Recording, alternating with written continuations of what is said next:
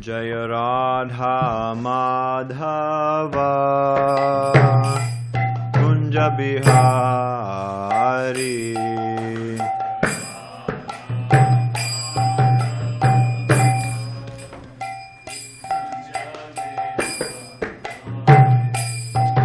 Jaya Radha Madhava Kunja Bihari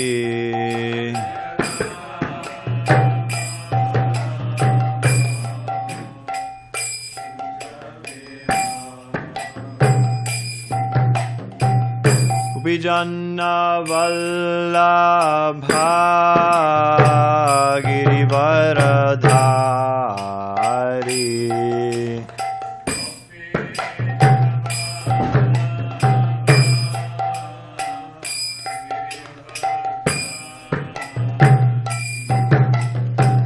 Gopijana Vallabha Girivaradhari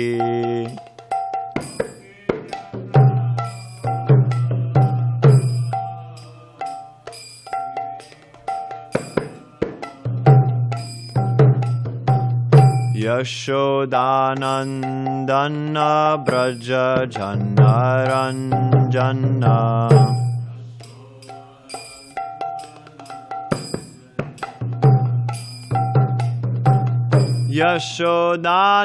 Yashodanandana Braja Janaranjana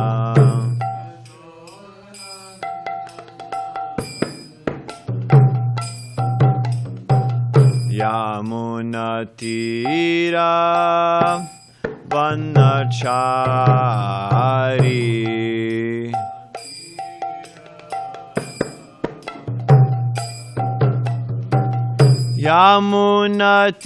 Yamunatira Vanachari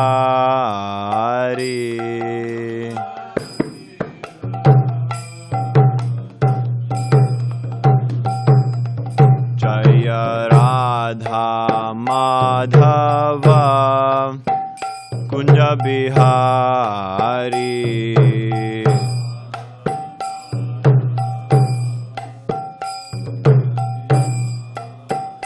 Jaya Radha Madhava Kunja Bihari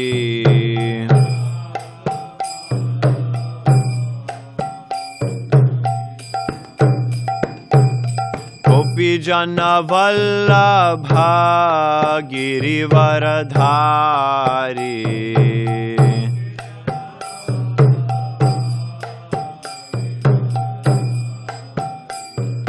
Gopijana Vallabha Girivaradhari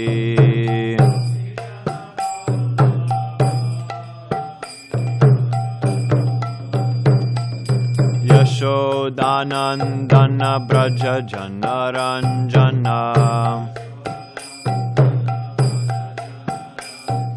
Yashodanandana Braja Janaranjana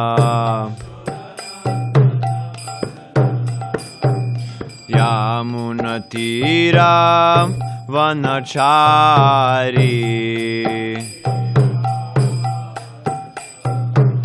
Yamunatira Vanachari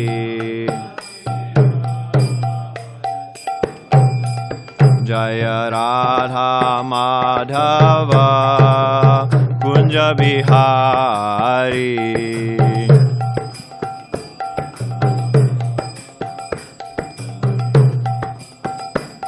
Jaya Radha Madhava Kunja Bihari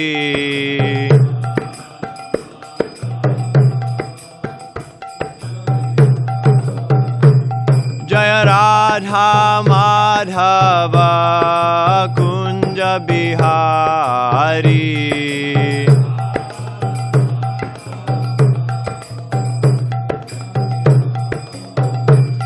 Jaya Gopijana Vallabha Girivaradhari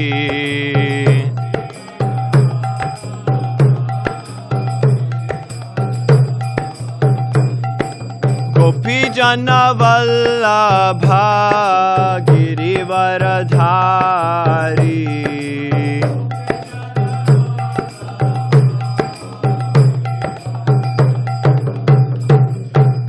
Yashodanandana Braja Janaranjana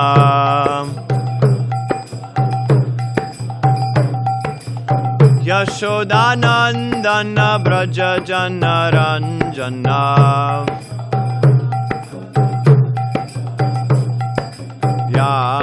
Yamunatira Vanachari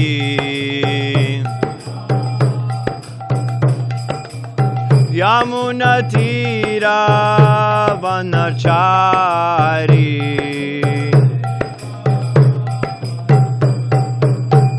Jaya Radha Madhava Kunja Bihari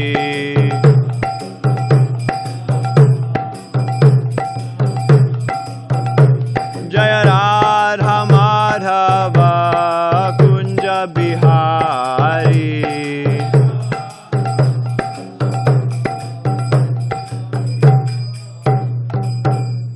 Vishnupad Paramahamsa Parivrajakacharya Ashtotra Shata Shri Srimad His Divine Grace A.C. Bhaktivedanta Swami Prabhupada Ki Jai Jai Om Vishnupad Paramahamsa Parivrajakacharya Ashtotra Shata Shri Srimad His Divine Grace Srila Bhakti Siddhanta Saraswati Thakur Goswami Maharaj Prabhupada Ki Jai Ananta Koti Vaishnav Vrinda Ki Jai Namacharya Srila Haridas Thakur Ki Jai Prem se kaho Shri Krishna Chaitanya Prabhu Nityananda Shri Advaita Gadadhara Srivasadi Gaur Bhakta Vrinda Ki Jai Shri Shri Radha Krishna Gopa Gopinata Shama Kund Radha Kunda Giri Govardhana Ki Jai Shri Vrindavan Dham Ki Jai Navadvip Dham Ki Jai Jagannath Puri Dham Ki Jai Ganga Mai Ki Jai Yamuna Mai Ki Jai Tulasi Devi Ki Jai Bhakti Devi Ki Jai Samaveta Bhakta Vrinda Ki Jai All glories to the assembled devotees. Hare Krishna. All glories to the assembled devotees. Hare Krishna. All glories to the assembled devotees. Hare Krishna. All glories to Shri Shri Guru and Shri Gauranga. All glories to Srila Prabhupada.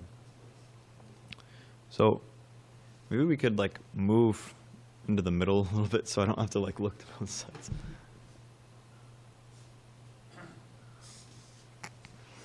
Om Namo Bhagavate Vasudevaya. Om Namo Bhagavate Vasudevaya. Om Namo Bhagavate Vasudevaya. You're reading from the Srimad Bhagavatam, Canto 5, Chapter 14, text number 46. Correct? Tapas, is that correct? Okay, Tyler says it's correct. Yes, Prabhu. It's Okay. 46. Oh. Yeah. So we don't have Dravida Prabhu here to chant. So I guess I'll just say it word for word. Ya. Idam. Bhagavata. Sabhajata Vadata. Guna. Karmano. Rajarsher. Bharatasyanucharitam. Svasti. Ayanam. Ayushyam. Dhanyam. Yashasyam. Svargyapavargyam. Vanushrunoti. Akyasyati. Abhinandati. Chasarva. Evashisha. Atmana. Ashaste. Na. Kanchana. Parata. Iti. Okay, so word for words. Yaha. Anyone who. Idam. This. Bhagavata. By exalted devotees. Sabhajata. Greatly worshipped. Avadata. Pure. Guna, whose qualities. Karmanaha, and activities. Rajarashehe, of great saintly king. Of the greatly saintly king. Bharatasya, of Bharat Maharaj. Anucharitam, the narration. Swasti ayanam, the abode of auspiciousness. Ayusham, which increases one's duration of life. Tanyam, increases one's fortune. Yashasyam, bestows reputation. Swargya, gives promotion to the higher planetary systems. The goal of karmis. Apavaryam, gives liberation from this material world and enables one to merge into the Supreme. The goal of the Jnanis. Va, or. Anushranoti, always hears, following the path of devotional service. Akyasyati, describes for the benefit of others. Abhinandati, glorifies the characteristics of devotees and the Supreme Lord. Cha, and. Sarvaha, all. Eva, certainly. Ashisha, blessings. Atmanaha, for himself. Ashaste, he achieves. Na, not. Kanchana, anything. Bharataha, from anyone else. Iti, thus. Translation and purport by His Divine Grace A.C. Bhaktivedanta Swami Prabhupada. Devotees interested in hearing and chanting, Shravanam Kirtanam, regularly discuss the pure characteristics of Bharat Maharaj. Regularly discuss the pure characteristics of Bharat Maharaj and praise his activities. If one submissively hears and chants about the all-auspicious Maharaj Bharata, one's lifespan and material opulences certainly increase. One can become very famous and easily attain promotion to the heavenly planets or attain liberation by merging into the existence of the Lord. Whatever one desires can be attained simply by hearing, chanting, and glorifying the activities of Maharaj Bharata. In this way, one can fulfill all his material and spiritual desires. One does not have to ask anyone else for these things. For simply studying the life of Maharaj Bharat, one can attain all desirable things. Purport. The forest of material existence is summarized in this 14th chapter. The word bhavaktavi refers to the path of material existence. The merchant is the living entity who comes to the forest of material existence to try to make money for sense gratification. The 6 plunderers are the senses: eyes, ears, nose, tongue, touch, and mind. The bad leader is diverted intelligence. Intelligence is meant for Krishna consciousness, but due to material existence, we divert all our intelligence to achieve material facilities. Everything belongs to Krishna, the Supreme Personality of Godhead, but due to our perverted mind and senses, we plunder the property of the Lord and engage in satisfying the senses. The jackals and tigers in the forest are our family members, and the herbs and creepers are our material desires. The mountain cave is our happy home, and the mosquitoes and serpents are our enemies. The rats, beasts, and vultures are different types of thieves who take away our possessions, and the Gandharvapur is the phantasmagoria of the body and home. The will-o'-the-wisp is our attraction for gold and its color, and material residence and wealth are ingredients for material enjoyment. The whirlwind is our attraction for our wife, and the dust storm is the blinding passion experienced during sex. The demigods control the different directions, and the cricket is the harsh words spoken by our enemy during our absence. The owl is the person who directly insults us. The impious trees are impious men. The waterless river represents atheists who give us trouble in this world and the next. The meat-eating demons are the government officials, and the pricking thorns are the impediments of material life. The little taste experienced in sex is our desire to enjoy another's wife. And the flies are the guardians of women, like the husband, father-in-law, mother-in-law, and so forth. The creeper itself is women in general. The lion is the wheel of time, and the herons, crows, and vultures are so-called demigods, pseudo-swamis, yogis, and incarnations. All of these are too insignificant to give one relief. The swans are the perfect brahmanas, and the monkeys are the extravagant shudras engaged in eating, sleeping, mating, and defending. The trees of the monkeys are our households, and the elephant is ultimate death. Thus, all the constituents of material existence are described in this chapter.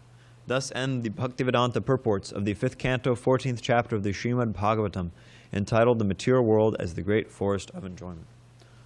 Om Ajnanatimidandasya Jnananjana Shalakaya Chakshurun Militam Yena Tasmai Shri Gurave Namaha Shri Chaitanya Manobhishtam Sthapitam Yena Bhutale Swayam Rupakada Mahyam Dadati Svapadantikam Vandeham Shri Guru Shri Yutapadakamalam Shri Gurun Vaishnavamscha Shri Rupam Sagrajatam Sahagana Raghunathan Vitam Tam Sajivam Sadvaitam Sabadutam Parijana Sahitam Krishna Chaitanya Devam Shri Radha Krishna Padan Sahagana Lalita Shri Vishakan Vitamsha He Krishna Karuna Sindhu Dinabandhu Jagatpate Gopesha Gopika Kanta Radha Kanta Namostute Tapta Kanchana Gaurangi Radhe Vrindavaneshwari Vrishabhanu Sute Devi Pranamami Hari Priye Vansha kalpatarubhyascha kripa sindhubhyevacha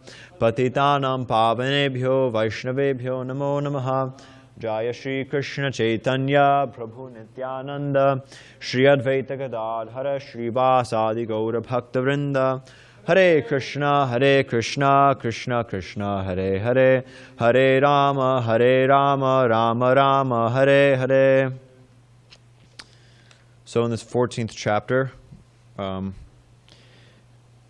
which we are winding up now, we've heard about the forest of material enjoyment, this extended allegory, which Maharaj Bharat has used to instruct Maharaj Rahugana in spiritual knowledge and in the futility of pursuing happiness in this material world.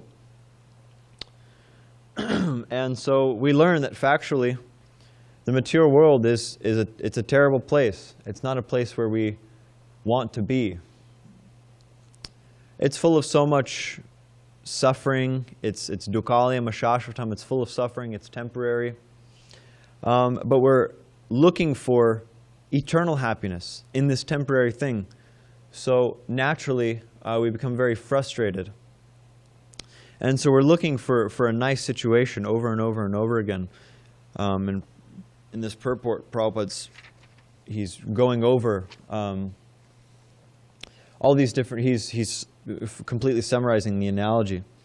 But like, for example, we're looking for happiness in family life. But then they're compared to jackals and tigers in the forest. And we're looking for happiness, in friendship. But naturally, there's so many mosquitoes and serpents which are our enemies. And then we're looking for happiness in sex life.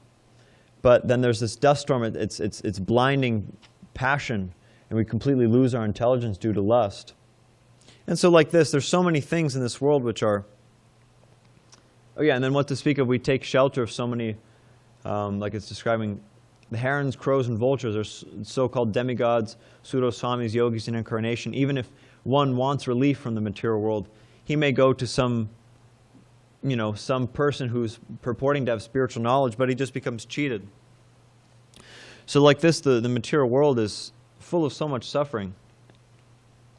And Krishna says in Bhagavad Gita, Mamai vamsho jiva loke jiva bhuta sanatanaha manakshashtan indriyani prakriti sthani karshati. That naturally, our constitutional position is that we're amshas of the Supreme Personality of Godhead. We're part and parcel of Him. And so naturally we have His qualities to a minute degree of Satchit Ananda. We are full of knowledge, full of bliss, and we're eternal. But in this material world, we've subjected ourselves to this condition of temporality and pursuing happiness in temporary things. because we want to have some kind of dominance. We want to feel like we are the controllers. We are the enjoyers. We want, it's this Ishvara Bhav. But that's not our position. And if you think about it, it's quite remarkable. It's quite, how would you say? It's almost shocking. You hear descriptions of the spiritual world. You hear descriptions of those perfect devotees in the spiritual world, or even who are in the material world but are in perfect spiritual consciousness. And to think that every living entity you see in this material world, that's their destiny. That's who they really are.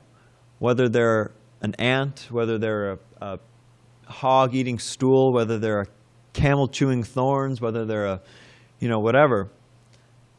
That's their destiny. Their birthright is to be pure devotees of the Supreme Personality of Godhead. So it's quite remarkable to think, actually, how degraded one can become just by the influence of the modes of material nature. That you can go from somebody on the level of, for example, Srila Prabhupada, who's a perfect pure devotee of the Supreme Lord. But to think that that naturally we are also pure devotees of the Supreme Lord. But due to the association with the modes of material nature, we take birth in bodies like the bodies of pigs, where we have zero intelligence, where the only thing we can focus on is eating, sleeping, mating, and defending. And eating, sleeping, mating, and defending in the most abominable ways. Like I was mentioning, eating stool. So to think that we can go from being a pure devotee to eating stool, it's quite shocking, actually. And so this is as it was mentioned in the 11th chapter, the beginning of the 11th chapter, this is the influence of the mind. And like Krishna was saying in the verse I just quoted, Manakshashtan indriyani prakritistani kashti. Due to the uncontrolled mind, we're suffering so much in this material world. I'll just read at the beginning of the, not the 10th chapter, not the 11th chapter. Or sorry, no, it is the 11th chapter. 10th chapter is something else. Where is it? Yeah. So I'll just read a couple verses. As long as the mind of the living entity is contaminated by the three modes of material nature, goodness, passion, and ignorance, his mind is exactly like an independent, uncontrolled elephant. It simply expands its jurisdiction of pious and impious activities by using the senses. The result is that the living entity remains in the material world to enjoy and suffer pleasures and pains due to material activity. Because the mind is absorbed in desires for pious and impious activities, it is naturally subjected to the transformations of lust and anger. In this way, it becomes attracted to material sense enjoyment. In other words, the mind is conducted by the modes of goodness, passion, and ignorance. There are 11 senses and 5 material elements, and out of these 16 items, the mind is the chief. Therefore, the mind brings about birth in different types of bodies among demigods, human beings, animals, and birds. When the mind is situated in a higher or lower position, it accepts a higher or lower material body. The materialistic mind, covering the living entity's soul, carries it to different species of life. This is called continued material existence. Due to the mind, the living entity suffers or enjoys material distress and happiness. Being thus illusioned, the mind further creates pious and impious activities and their karma, and thus the soul becomes conditioned. The mind makes the living entity within this material world wander through different species of life, and thus the living entity experiences mundane affairs in different forms as a human being, demigod, fat person, skinny person, and so on. Learned scholars say that bodily appearance, bondage, and liberation are caused by the mind. So I'll just read one more. When the living entity's mind becomes absorbed in the sense gratification of the material world, it brings about his conditioned life and suffering within the material situation. However, when the mind becomes unattached to material enjoyment, it becomes the cause of liberation. When the flame in a lamp burns the wick improperly, the lamp is blackened. But when the lamp is filled with ghee and is burning properly, there is bright illumination. Similarly, when the mind is absorbed in material sense gratification, it causes suffering, And when detached from material sense gratification, it brings about the original brightness of Krishna consciousness. So bondage, material bondage, as we hear from these verses, begins with the mind, with the contaminated material mind, because we are desiring to enjoy separately from Krishna. We, like it's saying in these verses, we're desiring to engage in different pious and impious activities, searching for sense gratification separate from Krishna. So the mind is always looking for some rasa, some kind of taste, some kind of mellow. And originally these mellows are shared in reciprocation with Krishna. But due to our association with the material world, we're searching out in all different kinds of things, in sex life and family life and friends, so on and so forth. We're searching for these different material things, these different material rasas. But it's all completely futile. It's a useless attempt, because everything in this material world, it's created. We hear from Bhagavad Gita, it's dukkhalayam ashashvatam. We hear from the very creator of the material world that this material world is a place of suffering, that this material world is a temporary place. So why should we continue to accept bodies in this material world? Why should we continue to try to make some progress, try to find our niche in this material world? Because we hear from the Bhagavatam again and again and again, we hear from the Bhagavad Gita again and again and again, that it's impossible. We can't make a niche in this material world. The very nature of this material world is that it's temporary and it's full of suffering. So the idea is that we have to, like this last verse was saying, we have to become detached from material sense gratification and bring about the original brightness of Krishna consciousness. So non-devotees, they have this idea also that we should become unattached to unattached from material sense gratification. But the way that they do it through various means. You have the jnanis, like it's mentioning in the verse that we're on today, the different goals of the anyway, the jnanis, they want to merge into the Supreme Lord. And the yogis, they want to realize the Supreme Lord within their heart. The karmis don't want to have anything to do with the Supreme Lord, more or less. But so they have different ways of doing this, like so many yoga systems. Pranayama, controlling the breath, controlling the senses, like this. But without Krishna consciousness, it's completely impossible to control the mind. You may have your senses under control for a little bit. Like we see, there's so many yogis. And they do actually have control over their senses. They're not engaging in illicit sex. Sometimes they're not engaging in sex at all. They're not engaging in... Actually, real yogis don't engage in sex at all. But, they're not eating very nicely. They're living in very austere conditions. Their senses are controlled. But we hear from the Srimad Bhagavatam, Ye nye ravindaksha vimuktamaninas, toyasta bhavad vishuddha buddhayaha, aruhi krishena param padam tata patantyado nadrata yushmadangrayaha. That one who has no regard for the lotus feet of the Supreme Personality of Godhead, there's no hope of him reaching the highest goal, even if he may have some position of imagined superiority. Like the jnanis, they're very much fond of decrying the devotees of the Supreme Personality of Godhead, saying that we're sentimentalists, saying that we have no philosophy, saying that it's all just emotion. But their intelligence is impure. They have avishuddha buddhi. They have no real intelligence, because real intelligence means to surrender to the Supreme Personality of Godhead. So yes, they may have their senses under control for some time, but it's a temporary condition. They'll fall back down into material consciousness, because their goal, the goal of their yoga practice, the goal of their speculative knowledge, it's not very relishable. It's not satisfying to the Supreme Lord. Or it's not satisfying to the spirit soul, or to the Supreme Lord. But so we have to engage in Krishna consciousness. We have to develop this higher taste of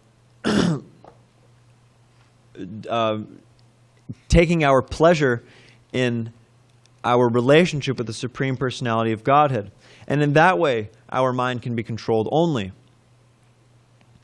And so this verse is saying that devotees interested in hearing and chanting Shravanam Kirtanam regularly discuss the characteristics of Bharat Maharaj and praise his activities. And then it's saying, if one submissively hears and chants about the all-auspicious Maharaj Bharat, one's lifespan and material opulences certainly increase. And one does not have to ask anyone else for these things, for simply by studying the life of Maharaj Bharat, one can attain all desirable things. So this process of Krishna consciousness begins with Shravanam Kirtanam, with hearing and chanting about the Supreme Lord, with hearing and chanting about the devotees of the Supreme Lord, about the philosophy, about the pastimes of the Supreme Lord. It begins wholly and solely with hearing and chanting, but specifically with hearing. And somebody could say, okay, well, the Gyanis, they're also hearing. The yogis, they're also hearing. They're hearing about how to engage in different yoga processes, they're hearing all different people's speculations on the absolute truth. And they're trying to understand. They're very scholarly. They know Shastra. They know so many shlokas.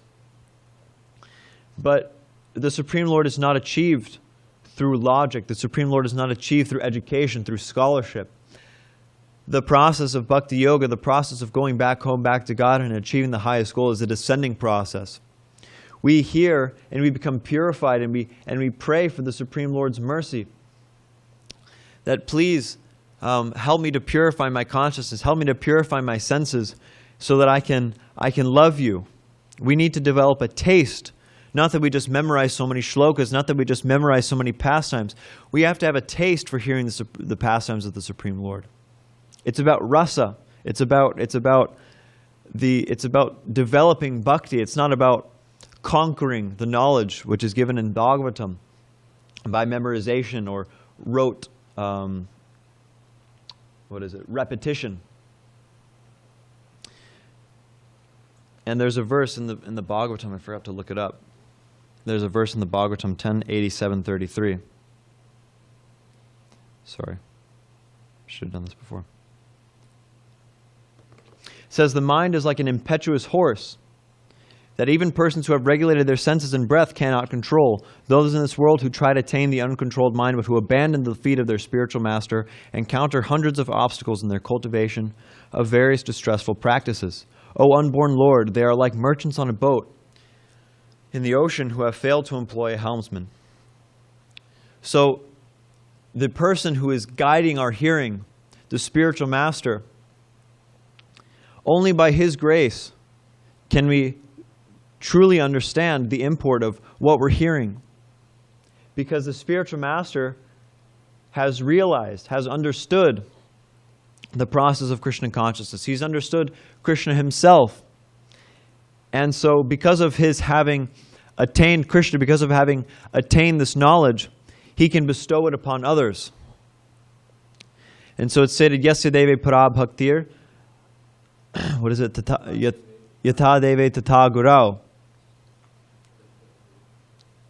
I don't know the rest of the verse. But oh my gosh, I'm forgetting the translation. Yasadeva Parabhakti Tata Deva.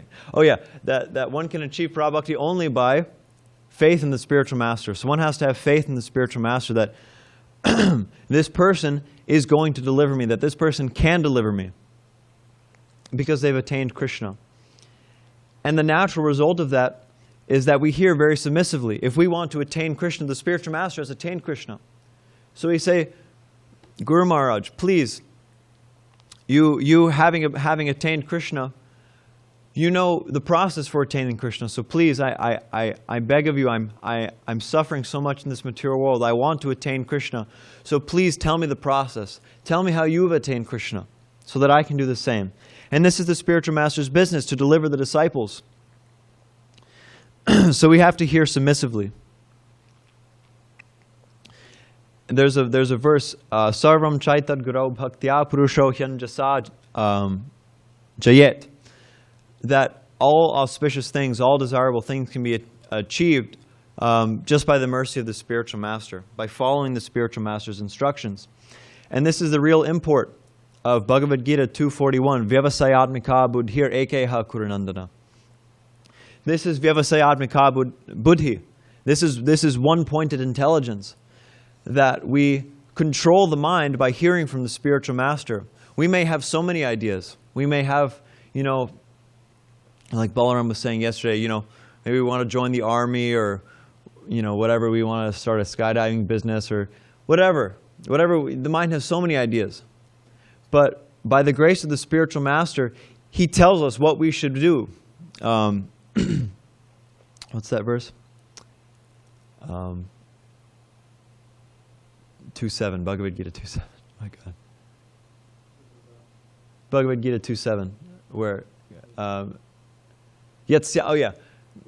line I was thinking of, Yatsya nishitam bruhitanme. Arjuna is saying to Krishna, please tell me for certain what is good for me. I can't decide for myself, so just tell me for certain what's good for me and I'll follow it. So this is the mood that we should have when hearing from the spiritual master. And in this way the mind can be controlled. Because we may have so many ideas about what we should do. We may even have so many ideas about how to execute the process of Krishna consciousness. Oh, I want my service to be this. I want to be a pujari. Oh, actually I changed my mind. I want to be a book distributor. Oh, actually I changed my mind. I want to, whatever it is. But the spiritual master, he's very expert at engaging us properly in Krishna consciousness. That's his business. So if we simply follow the spiritual master, there's no need to be on the mental platform. We simply hear and we follow. And so this was Prabhupada. He was so expert at guiding his disciples. He left so many instructions in his books, in his conversations, in his lectures. There's so many wonderful instructions that Prabhupada has given us. And so we have to make a very sincere effort to understand Srila Prabhupada's mood and mission, to understand who he is, what he spoke, why he spoke it, what his goal was, how he wanted devotees to act, what he wanted for this Krishna consciousness movement. Srila Prabhupada is our founder Acharya. What he says, that's the law. That's what we follow. And beyond him just being our founder Acharya, he's a pure devotee of the Supreme Personality of Godhead. Whatever he says is truth. Whatever Srila Prabhupada says about the process of Krishna consciousness, that's the truth. That's the real thing. So we have to follow and we have to hear from Prabhupada. Prabhupada said it's not a difficult process. We come to the temple, we hear Srimad Bhagavatam, we take prasad and we chant Hare Krishna. What's the problem? What's the difficulty in engaging in this process? It's very easy and it's very blissful too. Hearing the Srimad Bhagavatam is so blissful. There's so many amazing pastimes. Like people they're reading whatever bogus nonsense novels about people who never existed, who never will exist, doing things that don't matter, that never will matter. Harry Potter, whatever, so many things. Even Shakespeare. Shakespeare has some. I was with Jayadvaita Swami, and he quoted Shakespeare, and Dravida Prabhu, he said, "Where's that from?" He said, "That's a good line. Where's that from?" And Maharaj goes, "Oh, Bhakti Bill," like William Shakespeare, Bhakti Bill. So there's some good stuff in Shakespeare, but still in Shakespeare, it's like people think Shakespeare, it's like the pinnacle of culture, but it's all nonsense anyway. It doesn't. What real importance does it have? So Prabhupada, he worked so hard to get us the Srimad Bhagavatam. This was his mission in life. He wanted to give us the Srimad Bhagavatam. He would sleep, 2 hours every night. He would wake up at midnight, go to sleep at 10 and wake up at midnight, just to translate the Srimad Bhagavatam, to give us this knowledge, to give us this ripened fruit of the Vedic literature, Nigama Kalpa Taror Galitam Palam. So this is the essence. This is the essence of all Vedic literatures. And it was written in Vyasadev's maturity, Narada Muni, he understood that Vyasadeva was feeling very despondent. Even after having written the Mahabharata, even after having which included the Bhagavad Gita, even after having written all of the Upanishads, compiled all the Upanishads, Mahabharata, Ramayana, even after compiling all of these great literatures, still Vyasadeva was feeling despondent. He was feeling like he hadn't accomplished his task.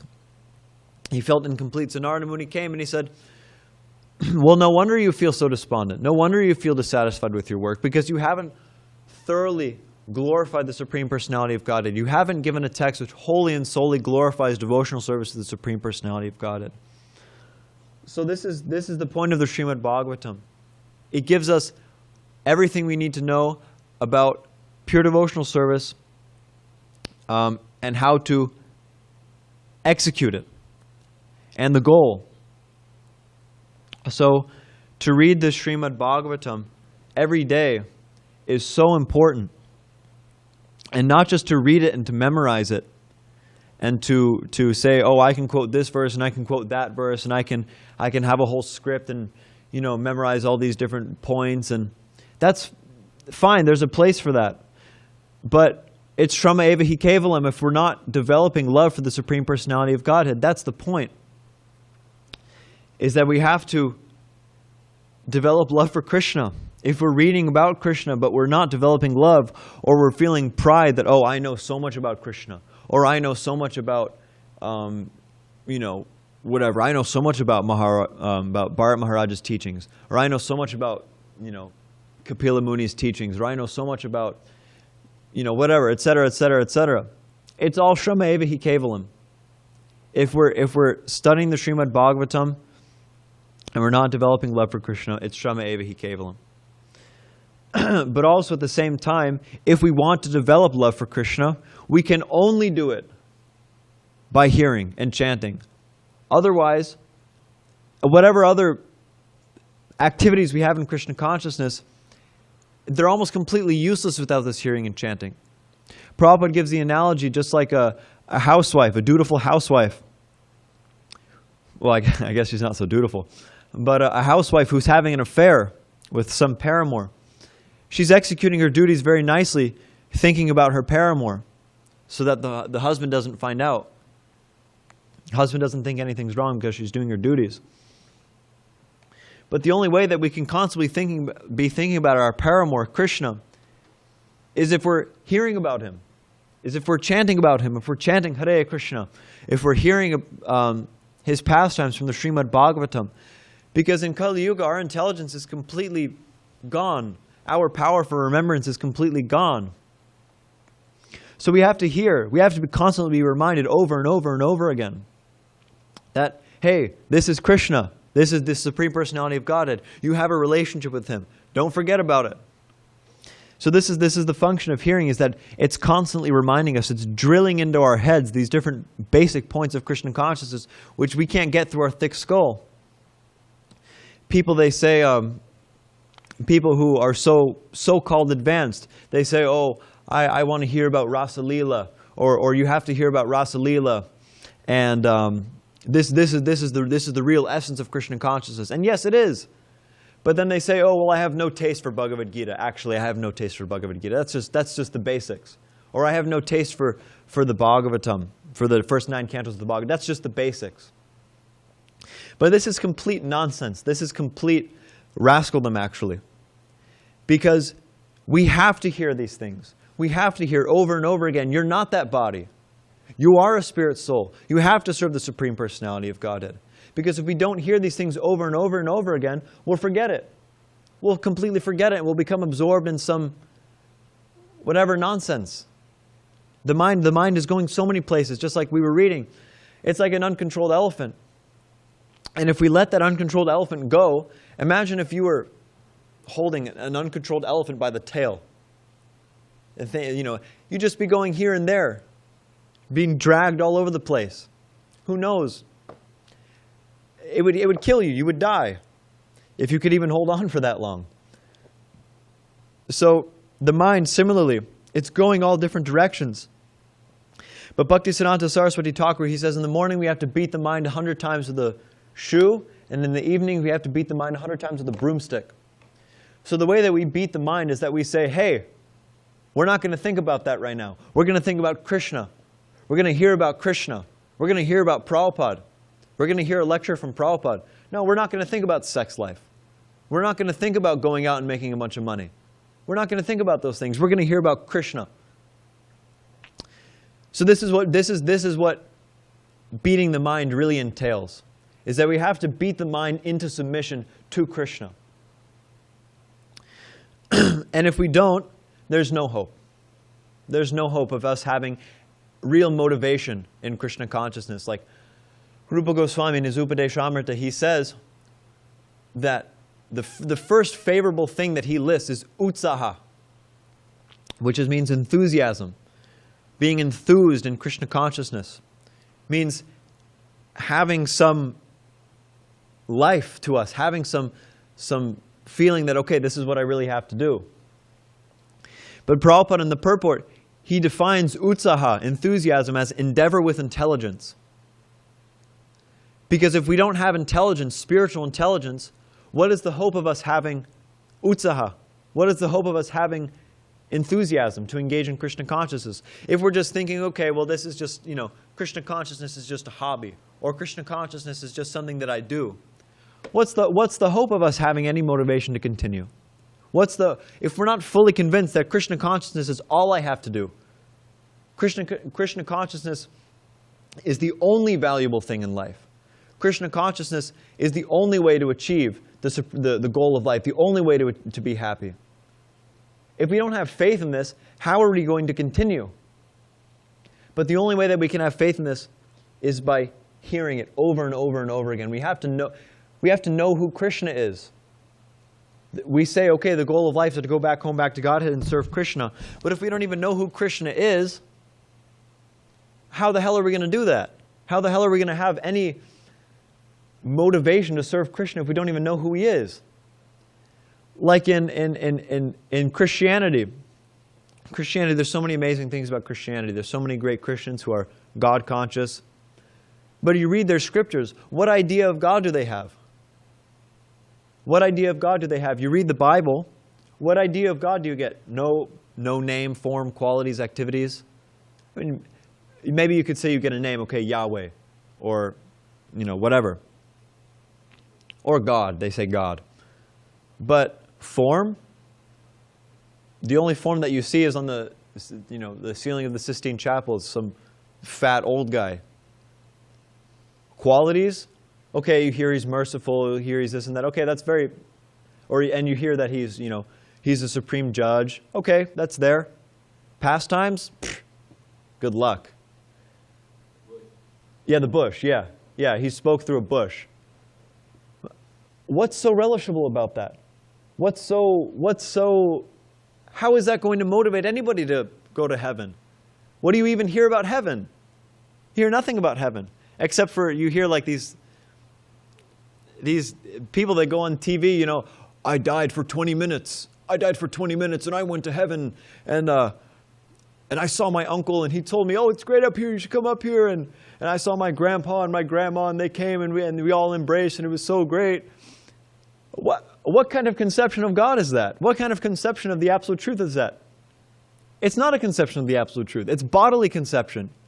It shows how deeply one can be rooted in the material modes of nature and bodily consciousness, that you impose your own bodily consciousness on the supreme absolute truth, that you're actually convinced, I'm not in bodily consciousness, I believe in God. But your conception of God is completely based on your body. Your conception of God is completely based on this one life, this temporary body composed of stool, mucus, bile, and air. It's insanity. It's complete insanity. And it shows that this society is a society of cheaters and cheated, and that people want to be cheated. People, they don't really want the absolute truth. They just want to feel comfortable. They just want to feel comfortable in thinking, yes, I'm a very pious person. Yes, I believe in God. I'm going to go to heaven. And again, that's to say nothing about Christianity. Christianity, there's so many great Christians, so many very God-conscious Christians. But this idea is also there. So, Srila Prabhupada, the previous acharyas have given us in the Srimad Bhagavatam, there are commentaries which elucidate, which gives the essence of the Vedic literatures. Srimad Bhagavatam is the essence of the Vedic literatures. But the previous acharyas have given us the essence of the essence, what we really need to hear. It's like a mango touched by the lips of a parrot, becomes sweeter. So similarly, this Srimad Bhagavatam, as a result of Srila Prabhupada's commentaries, working so hard day and night, mostly night, but working so hard to give us the Srimad Bhagavatam, and we don't read it. What a waste. It's so unfortunate that and actually you could say it's even offensive that Prabhupada worked so hard and he emphasized so many times, please, please, please, please, read my books, study my books scrutinizingly, and preach them. But we say, I don't have to read. I don't have to read Prabhupada's books. I don't have to read Shastra because it's, we may say, it's just, it's about your heart. It's about your heart. Krishna takes, he's bhavagrahi janardana. He just takes the bhav. But without hearing, we won't have bhav. Without hearing, we won't have any feeling. The whole point of hearing about Krishna is that we become attracted. But if we don't hear, there's no hope. There's no hope of us being attracted to Krishna if we don't hear about him. So it's a very easy process. It's very blissful. The mercy is there. We just have to seek it. We just have to pray. Please, give me the strength, the motivation, the intelligence to open the Srimad Bhagavatam and read it and finish it and apply it to my life. Really take it to heart. Nashta prayashva badreshu. To remove all of the abhadras, the anarthas from my heart. We have to pray like this. So I'll stop there and we can have questions and answers. Hopefully answers. So I just wanted to let you know there is one question pending in the Zoom. Okay.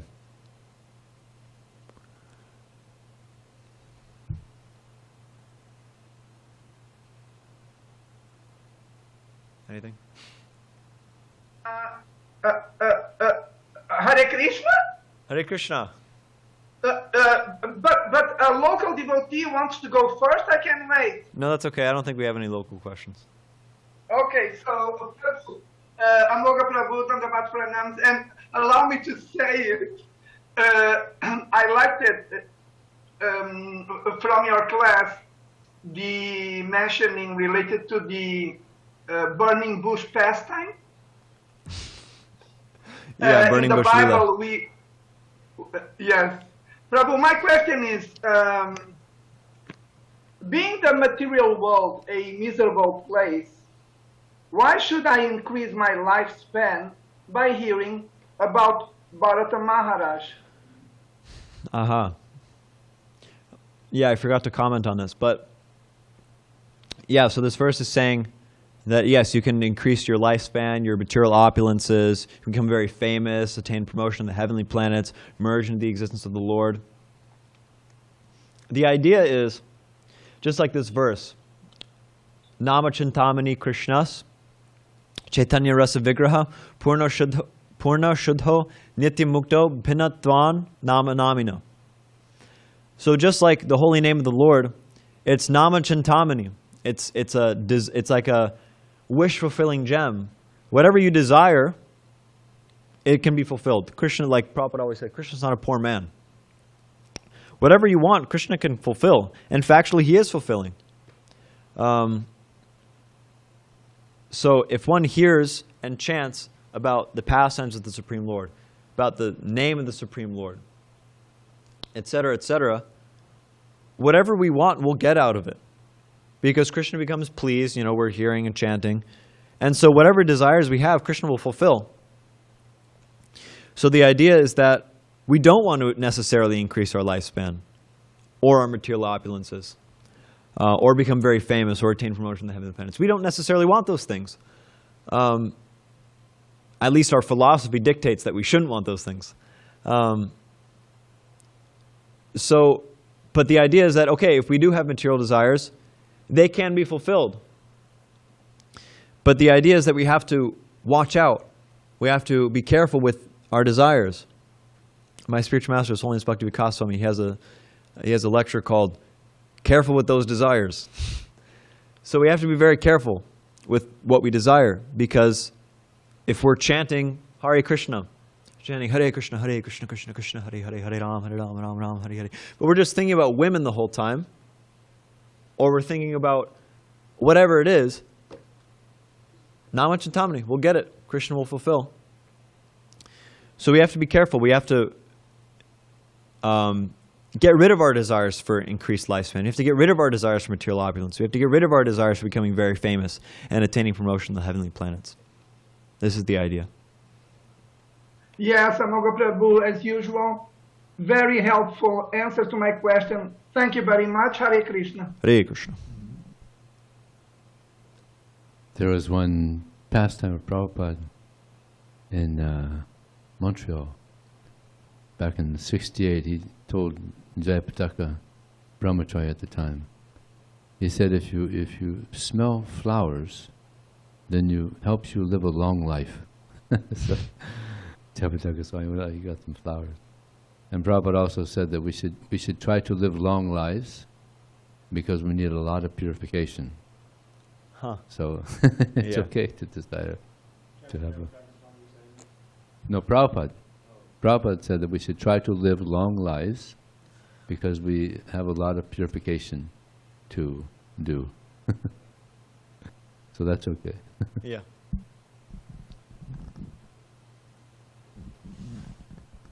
Yeah. Once it was, Prabhupada was discussing with devotees what's the most important verse in all the Vedic literature, and it seems like, and there's a couple cases where different verses were brought up, but in one particular case, devotees were saying this, that, quoting different verses. And then Prabhupada quoted the verse, or somehow this came up, Yasyadeva put up, Bhakti, yeah, that one who, for that person who has full faith, for that person who has full faith in the spiritual master, I think, and is it, and Krishna? Yeah. Yeah, because sometimes just the guru is mentioned, but I think it's the guru and Krishna. Then all the imports of the Vedic literature are revealed to them. So Prabhupada said this is the most important. So to have faith, you know, and actually, if you look at in the 11th canto, it describes different levels of devotees.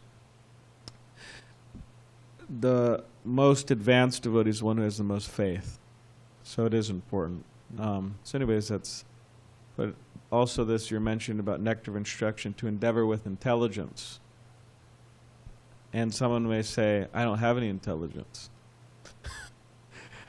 Or my intelligence is impure, or so on. But whether we have intelligence or whether intelligence is impure or whatever, to endeavor with intelligence means to be intelligent enough to not rely on one's intelligence alone. Yeah. Means to rely on the intelligence of the spiritual master. That should be that's what it means to be intelligent, actually.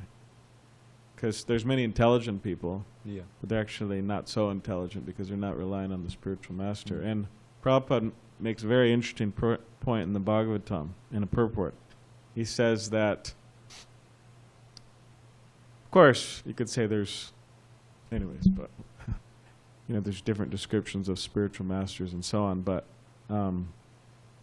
he says that Krishna gives the spiritual master unlimited intelligence, how to guide the disciple.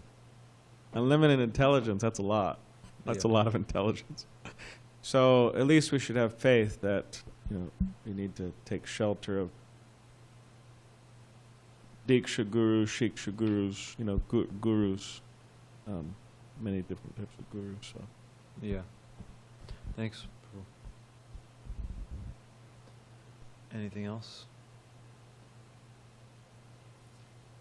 Hare Krishna Prabhu, we have a question from Krishnanga Devidasi. She joined us from Mayapur Dham. Jai. So Krishnanga Devidasi, you can go ahead and ask the question.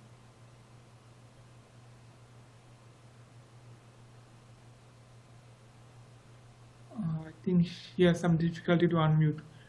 I will repeat her question.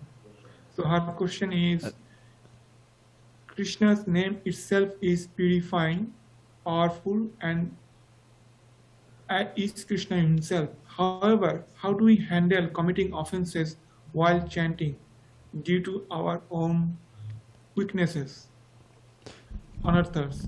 Will Sri Krishna forgive us, or do we get reactions for offenses while chanting? The idea is you keep chanting, just like Balaram Prabhu was mentioning in his class yesterday, that we may be committing he was giving the example of jaundice. The only way to cure jaundice is by, and Prabhupada gives this example, that if the only way to cure jaundice, when you have jaundice, sweet things, they taste very bitter. So the only way to cure jaundice is to take sugarcane juice, to keep drinking sugarcane juice over and over and over again. And it tastes very bitter, but you do it and eventually it starts tasting sweet. So in a similar way with our chanting, we may be committing offenses, we may not have taste, but the only solution, Hare Nama, Hare Nama, Hare Nama, Iva Kevalam, Kalo Nasteva, Nasteva, Nasteva Gatiranyata. There is no other way. If you want to get free from offense of the holy name, you chant the holy name. And you chant prayerfully, and you pray, Krishna, please allow me to chant your holy name purely. Please remove all my unwanted thoughts. Please remove all of my unwanted desires and purify my consciousness so that I can simply take pleasure in relishing your holy names. So if we pray like this when we're chanting, before we chant, whatever, then eventually Krishna will see our determination and we will become free from our offenses. So this is the medicine. I'll assume Thank you, Prabhu. Oh, Jai, Hare Krishna. You go over it on Prabhu. No? Vineet Prabhu.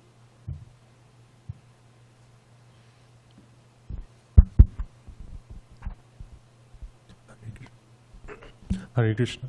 Hare Krishna. One thing with regards to offenses to the holy name, Chaitanya Mahaprabhu himself says that with this tongue that caused or committed the offense to a Vaishnava, use that same tongue to glorify them.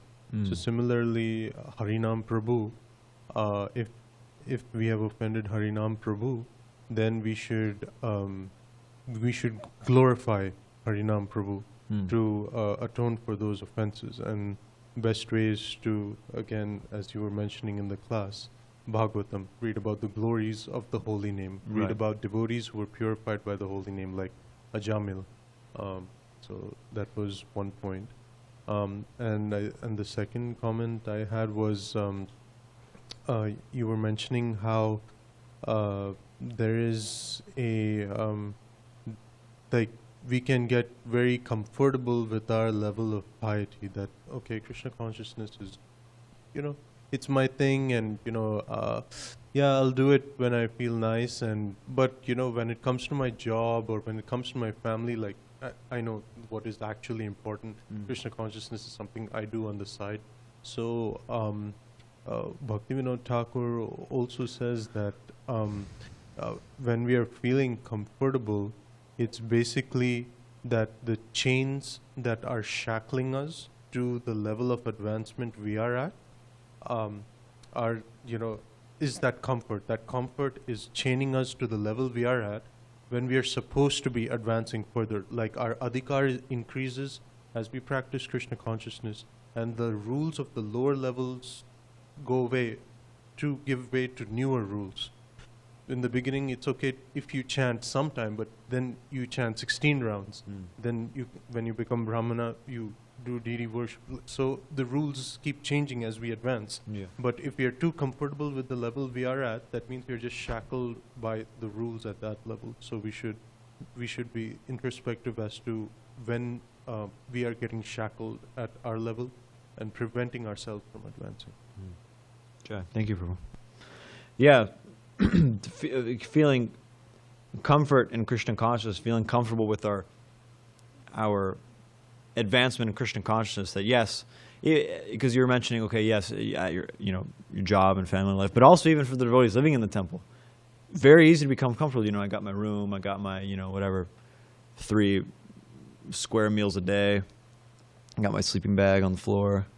It's very easy. Very easy to become comfortable. I got my service. Very easy to become comfortable. But any feeling of comfort or feeling that, okay, I'm good now, I'm Krishna conscious, it's complete Maya. Because even you see pure devotees have such humility, and it's not just like it's not like Krishnadas Kaviraj is not saying that anybody who says my name becomes sinful because that's just like what you're supposed to say. There's a tendency like, oh, Prabhu, I'm the most fallen, but in your mind you think, yeah, I'm really awesome, yeah. Some devotee glorifies you, say, oh, Prabhu, like amazing kirtan. You're like, oh, Prabhu, I'm the most fallen. You're like, yeah, that was amazing kirtan.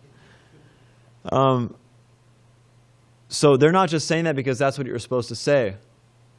They're saying that because they actually feel that way. Krishnadas Kaviraj is actually feeling that anybody who says my name becomes sinful, and anybody who sees me should take bath, becomes impure. So if we're thinking to ourselves or out loud that yes, I'm doing good in Krishna consciousness, I'm doing very well, then we should understand that we're completely in Maya, that we're actually not doing well at all, and that we aren't properly situated, that we don't know what we don't know what we're doing. So, yes, thank you, that was a good point. Okay, I think that's everything. Grantaraj Srimad Bhagavatam ki jai, Srila Prabhupada ki jai.